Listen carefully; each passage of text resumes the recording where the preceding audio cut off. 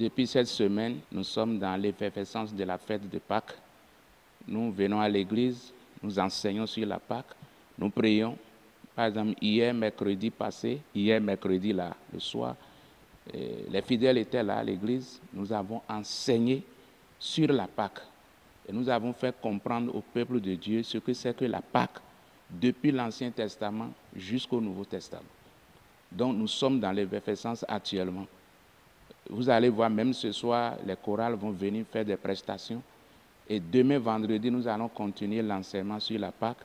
Et le dimanche matin, nous serons dans la vraie Pâques, où nous allons chanter, danser et faire la Sainte Seine.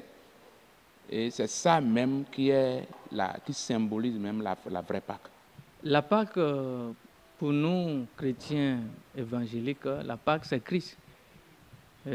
Parce que dans 1 Corinthiens chapitre 5, il est dit que Christ est notre Pâques. Donc si nous célébrons la Pâques, c'est un souvenir. C'est un souvenir de Christ immolé. C'est que Christ s'est sacrifié, c'est l'agneau de Dieu, comme Jean pouvait dire, voici l'agneau de Dieu qui ôte le péché du monde. Donc Christ est notre agneau, Pascal, c'est lui qui a pris le sacrifice du monde entier, il s'est sacrifié. Parce que vous savez, la Pâque se fêtait aussi dans l'Ancien Testament, et on immolait des animaux pour sacrifier, pour demander pardon, pour qu'il y ait l'expiation de nos péchés. Mais avec Christ, Christ lui-même, il est devenu sacrifice. Et c'est lui la Pâque, c'est lui qui a pris ce sacrifice-là, il s'est sacrifié lui-même pour nous libérer du pouvoir du péché, pour qu'à partir de maintenant, que nous-mêmes, qu'on n'achète plus des animaux pour aller sacrifier, pour demander pardon. Christ a déjà fait le sacrifice pour nous. Il ne suffit pas de festoyer, il ne suffit pas de faire la fête, d'aller boire, d'aller danser, d'aller faire les choses et oublier la personne, la source même. La source même, c'est Christ. Donc il faut que chaque chrétien, en ce temps où nous vivons, puisse se rapprocher davantage.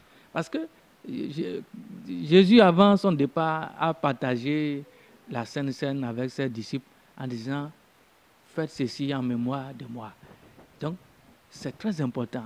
Nous, par exemple, le dimanche, nous voulons faire le service de la Sainte Seine, la communion ensemble avec le peuple, tous les enfants de Dieu. Nous allons rester ensemble, nous allons commémorer ce souvenir-là pour dire que nous sommes ensemble avec Christ, nous renouvelons notre alliance, nous renouvelons notre communion avec Christ davantage. Donc c'est ça qui est vraiment important.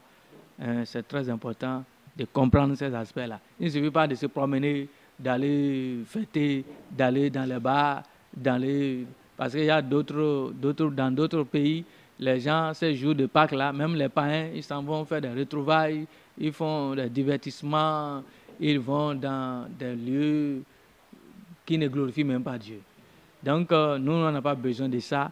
Nous devons être conscients de ce que Christ a fait pour nous et nous rapprocher davantage de Christ, sans bruit, même sans tapage.